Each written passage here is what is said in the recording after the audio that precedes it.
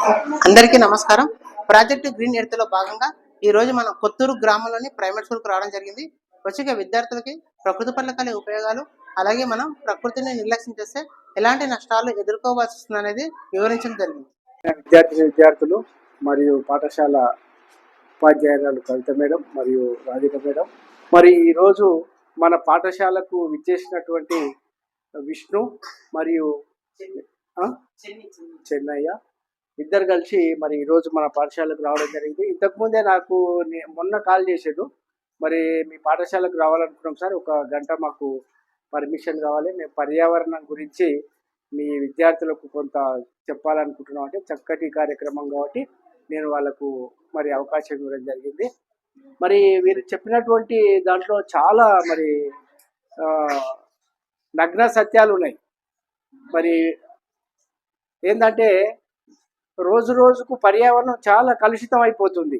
ఆహారము, నీరు, గాలి ప్రతి ఒక్కటి కలుషితం అయిపోతుంది. కాబట్టి వాళ్ళు చెప్పిన విధంగా మరి మనం ప్లాస్టిక్ను నిరోధించి మొత్తం మట్టి ద్వారా మట్టి పాత్రలు అవన్నీ కూడా కరెక్ట్గా ఉపయోగిస్తే మనకి ఎలాంటి రోగాలు మనకు దరిచేరవు. మరి ఈనాడు వృక్షాలను కూడా ఎన్నో వ్యాధులు సంక్రమించి మనకే ఔషధాలుగా పనిచేస్తున్నటువంటి చెట్లకే మరి ఈరోజు ఎన్నో వ్యాధులు వచ్చి నయం కాకుండా చెట్లు చనిపోతున్నాయంటే అది మరి చాలా దురదృష్టకరమైనటువంటి విషయం. కాబట్టి మనం పర్యావరణాన్ని రక్షించుకోవడం మనందరి చేతుల్లో ఉంది. మీరు కూడా విద్యార్థులు మీ ఇంటి దగ్గర తల్లిదండ్రులకు చెప్పండి, ప్లాస్టిక్ని ఎట్టి పరిస్థితుల్లో మీరు వినియోగించొద్దు. తర్వాత ఇంకా ఈ కలర్స్ను మరి వినాయక చవితి అప్పుడు కూడా మరి రంగురంగుల వినాయకులను చేసుకోవడం, మళ్ళా నిమజ్జనం చేసేటప్పుడు రంగులు చల్లుకోవడం, ఇవన్నీ చేస్తుంటాం మనం. అవన్నీ ఆ పూటకు చాలా హ్యాపీని ఇస్తాయి, కానీ పర్యావరణాన్ని దెబ్బతీయడం, మనకు అనేక రకాలైన వ్యాధులు రావడం ఇవన్నీ జరుగుతుంది. కాబట్టి పూర్వకాలంలో ఇవన్నీ లేవు, ఈ మధ్యలో వచ్చినాయి. మరి ఈ మధ్యలో వ్యాధులు ఎక్కువైనాయి. పూర్వకాలంలో ఎవ్వరు రంగుల వినాయకులు వాడకూడదు, అంతా మట్టి తెచ్చి చెరువు దగ్గరికి పోయి మట్టి తెచ్చి దాన్ని బాగా ఒక కుండ పెట్టి పేర్చి వినాయకుడిలాగా తయారు చేయడం, మళ్ళీ చెరువులో నిమజ్జనం చేయడం ఇట్లా జరుగుతుండే. మరి ఈ రంగుల హోలీ వస్తే కూడా నేను చూసినప్పుడు కూడా నా చిన్నతనంలో ఎవ్వరు కలర్స్ లేకుంటుండే, అప్పుడు కలర్స్ దొరకకుండే. ఈ మోదక పూలు కరెక్ట్ ఈ హోలీ ముందరనే వస్తాయి.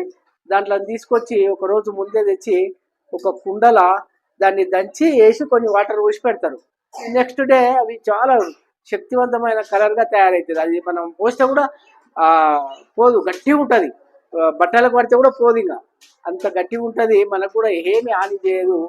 కాబట్టి ఇవన్నీ కూడా మరి విత్తన బంతులు కూడా ఇస్తాడు మీ అందరికీ.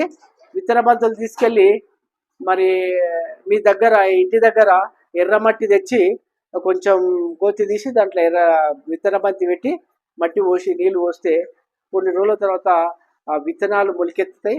ఆ మొలికెత్తిన చెట్లను మీరు జాగ్రత్తగా కాపాడితే అవి మనను ఆ వృక్షాలు పెద్దగా అయ్యి మనల్ని కాపాడుతాయి. కాబట్టి ఆక్సిజన్ కూడా రాను రాను మరి కొనుక్కునే పరిస్థితి వచ్చేస్తుంది. సిలిండర్లు వాడాలి అనేటువంటి పరిస్థితి ఏర్పడుతుందని చెప్పి మన విష్ణు చెప్పడం జరిగింది. అది నిజంగానే. మరి ఇట్లే మొక్కలు అంతరించిపోతే మరి ఆక్సిజన్ మనం కొనుక్కోవాల్సిన పరిస్థితి ఏర్పడుతుంది. కాబట్టి మనం ఇప్పటి నుంచే జాగరూకులమై వృక్షాలను, మొక్కలను మంచిగా పెంచినట్లయితే మనకు స్వచ్ఛమైన గాలి, ఆక్సిజన్, మరి నీడనిస్తాయి చెట్లు. మళ్ళీ వర్షం రావడానికి కూడా అవే కారణమవుతాయి.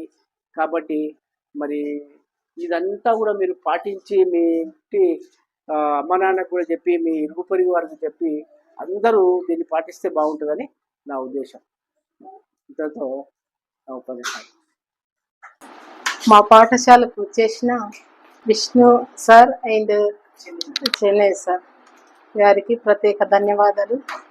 మరి ఈరోజు మా పిల్లలకు చాలా మంచి కాన్సెప్ట్ సార్ మీరు తీసుకున్నది, అయితే గుడ్ జాబ్. అండ్ మీరు తీసుకున్న కాన్సెప్ట్ కూడా చాలా బాగుంది సార్. మేము కూడా పిల్లలకు అప్పుడప్పుడు లెసన్లో వస్తుంటుంది కదా, దాని గురించి వివరిస్తుంటాం, కానీ తక్కువ మోతాదులో. కానీ మీరు వచ్చి ప్రతి ఒక్క దాని గురించి వివరిస్తూ పోతుంటే పిల్లలకు కూడా అంత శ్రద్ధగా విన్నారు. చాలా మంచిగా అనిపించింది సార్. ఇలాంటి కాన్సెప్ట్ ప్రతి ఒక్క స్కూల్లో చేస్తే కొంచెం భవిష్యత్తులో కూడా మనకు మంచిగా ఉంటుంది సార్. Thank you.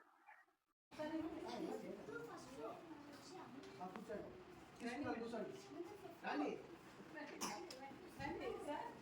సీట్ అయితే తొందరగా ఉడికొస్తారు. ఇక్కడ పత్రి ఇస్తే రాలేదురా. ఎంతో మందిని కాపాడినట్టు లేకుంటే సిలిండర్ పెట్టుకోవాల్సి ఉంటుంది. ఆ సీన్ మీద సినిమా వచ్చింది కదా, సిలిండర్ పెట్టుకోవాలి. ఏదో సినిమా కూడా ఉంది కదా సార్, ప్రభాస్ సినిమా అనుకుంటా.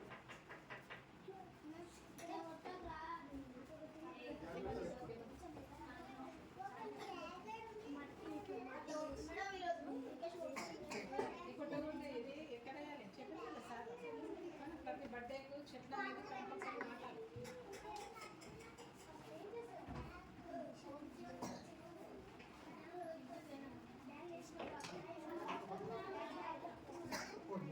అయిపోయింది అంతా. రాండి.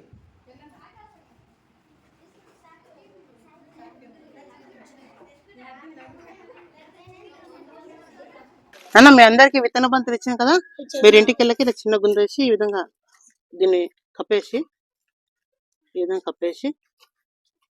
దీని చుట్టూ ఈ విధంగా పొలంలాగా ఏర్పరచుకొని రోజు వాటర్ పోయండి.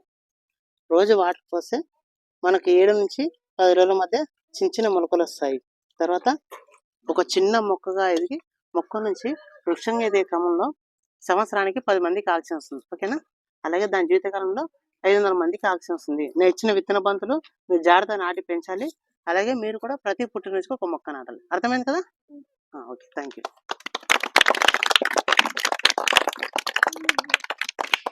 వృక్షో రక్షతి రక్షితః.